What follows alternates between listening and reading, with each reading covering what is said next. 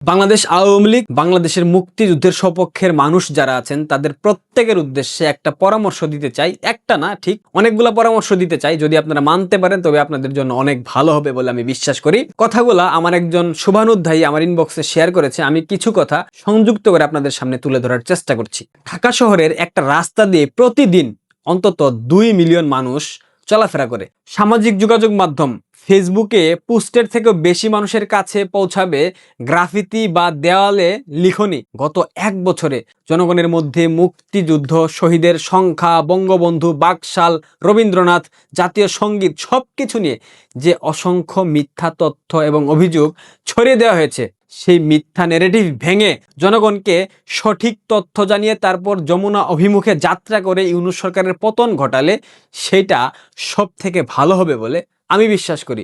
দেওয়ালগুলাতে লেখা যেতে পারে, বাকশাল স্বৈরাচার ছিল না, একদলীয় শাসন ছিল না, এটা ছিল সর্বদলীয় শাসন ব্যবস্থা। এতে যোগ দেয় Bangladesh communist party, Bangladesh national Awami party, জাতীয় লীগ, পার্বত্য চট্টগ্রাম জনসংহতি সমিতি এবং জাতীয় গণমুক্তি ইউনিয়ন। বাকশালে নির্বাচনের সঠিক ব্যবস্থা ছিল, এমনকি শেখ মুজিবকে ভোট দিয়ে সরানোর ব্যবস্থাও বাকশালে ছিল।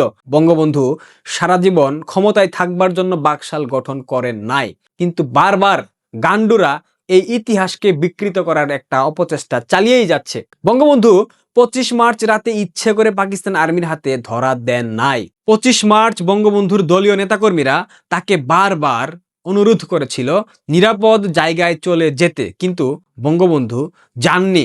বঙ্গবন্ধু সহকর্মীদের ডাকে চলে গেলে বর্তমান প্রজন্মের গান্ডু পিনাকি ইলিয়াস এবং এবি পার্টির টাকলা ফুয়াদরা বঙ্গবন্ধুকে ভীতু কাপুরুষ বলে আখ্যা দিত। বঙ্গবন্ধু যাই করুক, যাই করতো না কেন, বাচ্চারা সব সময় কোনো না কোনো অজুহাত দিয়ে কোনো না কোনো খুঁত খুঁজে বের করার চেষ্টা করেই যাবে। বঙ্গবন্ধুর বিরুদ্ধে অভিযোগ ওঠে বঙ্গবন্ধু মুক্তিযুদ্ধে অংশ নেননি। আরে গান্ডুরা, যে কোনো যুদ্ধ সংগঠিত হবার জন্য দেশপ্রেমের পাশাপাশি একটা নেতৃত্ব থাকতে হয়। মুক্তিযুদ্ধ হয়েছে বঙ্গবন্ধুর অদৃশ্য নেতৃত্বে, তার ভাবমূর্তির উপর ভিত্তি করে। বঙ্গবন্ধু মুক্তিযুদ্ধে সরাসরি অংশ নিলে মুক্তিযোদ্ধাদের মাথার উপর কোনো নেতৃত্ব থাকতো না। এই গান্ডুরা সেটা একবারের জন্য বোঝার চেষ্টা করে না। বারবার বলা হয়ে থাকে 24-এর অভ্যুত্থানে ভারতের আধিপত্যবাদের পতন হয়েছে, কিন্তু দিল্লির আধিপত্যবাদ বলে কোনো কিছুর অস্তিত্ব নাই এবং কখনো ছিলই না। রাজনৈতিক বিশ্লেষক ডাক্তার জায়েদুর রহমান উর্ফে কষা জায়েদ, এবি পার্টির টাকলা ফুয়াদ বিভিন্ন টক শোতে এবং নিজেদের ইউটিউব চ্যানেলে দিল্লির আধিপত্য, দিল্লির দাসত্ব বলতে মুখে ফেনা তুলে ফেলে একদম। টিভি চ্যানেলগুলো সেই তথ্য প্রচার করে যেটা পাবলিক বেশি খায়। তার মানে সব তথ্য যে সঠিক হবে তার কোনো নিশ্চয়তা নাই। জাতীয় সঙ্গীতের বিরুদ্ধে একটা অভিযোগ, এই গান শুনলে নাকি রক্ত গরম হয় না। মুক্তিযোদ্ধাদের রক্ত গরম তাহলে কিভাবে হয়েছিল 1971 সালের মুক্তিযুদ্ধে?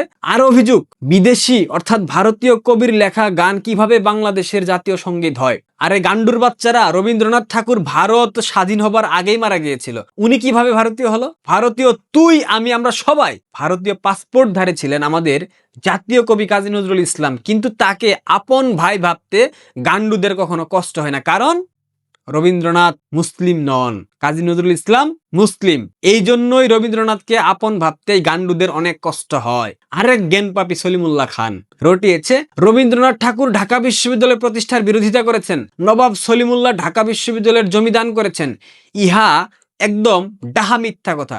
রবীন্দ্রনাথ ঠাকুর ঢাকা বিশ্ববিদ্যালয় প্রতিষ্ঠার বিরোধিতা করেন নাই, এমনকি নবাব সলিমুল্লাহ ঢাকা বিশ্ববিদ্যালয়ের জমি দান করেন নাই। ব্রিটিশ সরকার ঢাকা বিশ্ববিদ্যালয়ের জন্য কিছু সরকারি জমি, পুরনো ঢাকা কলেজের একটি অংশ এবং হিন্দু জমিদারদের জমি অধিগ্রহণ করে ঢাকা বিশ্ববিদ্যালয় প্রতিষ্ঠার জমি দিয়েছিল। মুসলিম জাতীয়তাবাদের চশমা পরে বঙ্গভঙ্গ এবং দেশভাগের ইতিহাসকে দেখার একটা বদভ্যাস আমাদের মধ্যে আছে। তাই শিক্ষা বিস্তারে ঢাকার হিন্দু জমিদারদের ভূমিকা বাংলাদেশের ইতিহাসবিদরা কখনোই স্বীকার করতে চায় না, বরাবর লুকিয়ে রাখার চেষ্টা করে। চাকমা, মারমা এরা 200-300 বছর আগে চীন কিংবা মিয়ানমার থেকে বাংলাদেশে আসেনি, তারা বাংলার সমতলে বসবাস করত। 2500 বছর আগে আর্যরা বাংলায় প্রবেশ করে আর্য অনার্য জাতিসমূহের মিশ্রণের ফলে বাঙালি জাতির উদ্ভব হয়েছিল। কিন্তু যেসব অনার্যরা আর্যদের সাথে মিশে যেতে চায়নি, স্বকীয়তা ধরে রাখতে চেয়েছিল, পরবর্তীতে তারাই পার্বত্য চট্টগ্রাম, রাঙ্গামাটি, বান্দরবান, খাগড়াছড়ি এসব অঞ্চলে চলে গিয়েছিল। ওরা কোনো উপজাতি নয়, ওরা আদিবাসী। তৌহিদি জনতা এরা কখনোই চায় না বাঙালি নিজেকে বাঙালি হিসেবে দাবি করুক, আদিবাসীরা নিজেদেরকে বাঙালি হিসেবে দাবি করুক। এরা চায় নৃতাত্ত্বিক পরিচয় ভুলে গিয়ে জাস্ট বাংলাদেশি হোক। এই তৌহিদি জনতারা অনেকটা হলিউড সিনেমায় দেখানো জম্বির মতো, ব্রেনে ঘিলু নাই, শুধু হাউ মাউ খাও, কুফরির গন্ধ পাও। তৌহিদি জনতাদের দেখলে জুতা পেটা করবেন। ওয়াজে আলেমদের বয়ান না শুনে নিজে কুরআন হাদিস পড়ে আলেম হবার চেষ্টা করেন।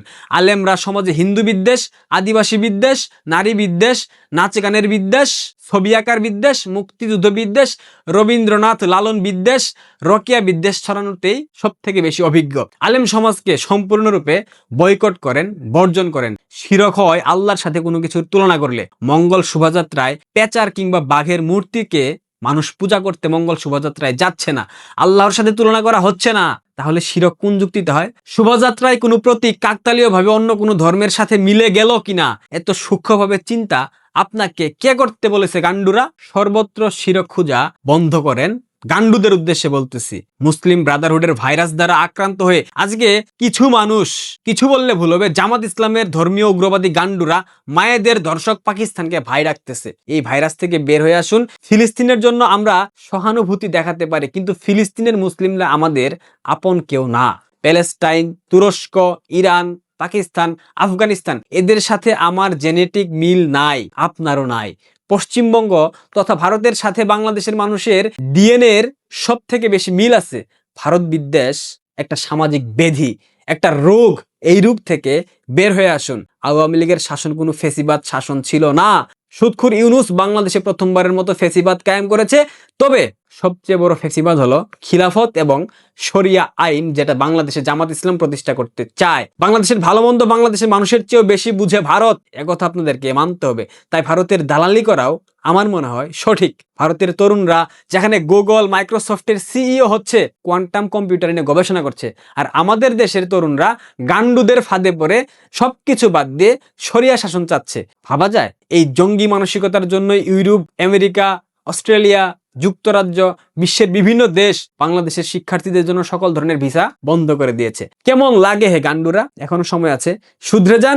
এই বাংলাদেশকে রক্ষা করতে হইলে এই গান্ডু ইউনূসকে সরাতে হবে। প্রগতিশীল চিন্তা চেতনার অধিকারী হতে হবে। মৌলবাদী চিন্তা চেতনা নিয়ে কখনোই বাংলাদেশকে রক্ষা করতে পারবেন না। বাংলাদেশের স্বাধীনতা, সার্বভৌমত্ব রক্ষার দায়িত্ব আপনাদের, এবং সেই দায়িত্ব আপনাদেরকে পালন করতে হবে। ভালো থাকবেন, পারলে শেয়ার করে দিবেন। ধন্যবাদ।